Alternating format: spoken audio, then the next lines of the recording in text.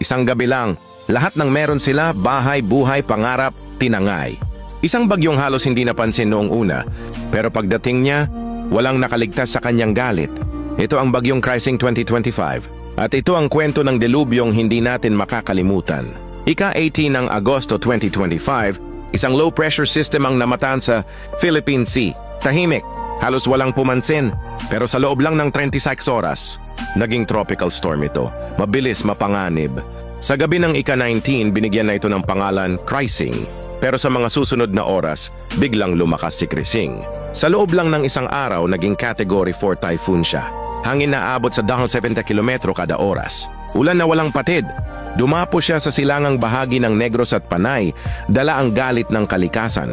Baha, landslide, storm surge, lahat halos sabay-sabay. Sa Iloilo City, nalubog sa baha ang halos 80% ng buong lungsod. 5 araw na walang tubig, walang kuryente, walang signal. Sa Aklan, bumigay ang isang tulay habang may tumatawid na ambulansya. Walang nagawa ang mga saksi kundi ang umiyak. Sa Negros Occidental, 12 barangay ang natabunan ng putik. Wala nang natirang tahanan. Ang mga natagpuang katawan, karamihan ay magkahawak pa ng kamay. Mag-ina, magkapamilya. May mga nanay na yumakap sa kanilang anak habang nasa bubong. Hinihintay ang tulong habang ang tubig ay umaabot na sa kanilang leeg. May mga lolo't lola na hindi na nailikas, habang ang mga kabataan ay nagsilbing bayani kahit walang proteksyon. Mahigit 600 ang nasawi.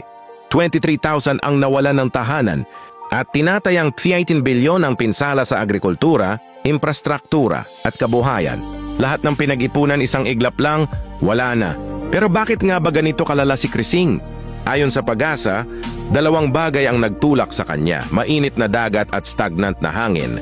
Ibig sabihin climate change. Dahil mas mainit na ang mga karagatan, mas maraming moisture ang sumisingaw, mas matindi ang mga bagyong nabubuo, at dahil sa illegal logging at deforestation, wala nang sumasalo sa ulan. Kaya kahit konti lang landslide agad, hindi ito basta-bastang bagyo. Isa itong babala. Paalala na ang kalikasan, kapag napuno na, babawi ng sobra-sobra. At tayong mga tao, ang unang tatamaan. Pero kahit sa gitna ng unos may liwanag. Mga kabataang tumulong sa evacuation center. Mga sundalong hindi na natulog para lang masagip ang mga bata. Mga kapitbahay na nagtulungan kahit sila mismo'y walang-wala. Kahit nagkakagulo ang mundo, ang puso ng Pilipino, buo pa rin. Ang tunay na lakas natin ay hindi nasusukat sa yaman kundi sa bayanihan. Kung may natutunan ka mula sa bagyong Krising, huwag mong hayaang lumipas lang ito. Dahil ang trahedyang hindi natin natutunan ay uulit at uulit. Magtanim tayo, maglinis ng kapaligiran, makialam sa mga usaping pangkalikasan. Huwag nating hintayin pa ang susunod na Krising para lang gumising. At kung kaya mong tumulong, kahit kaunti gawin mo. Dahil sa panahon ng bagyo, ang pinakamaliit na kabutihan ay siyang nagliligtas ng buhay.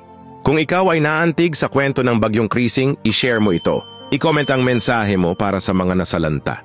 At i-follow kami para sa mas maraming kwento ng katotohanan, para hindi na tayo muling mabigla, at para matuto tayong tunay na magmahal sa kalikasan, bago pa tuluyang huli ang lahat.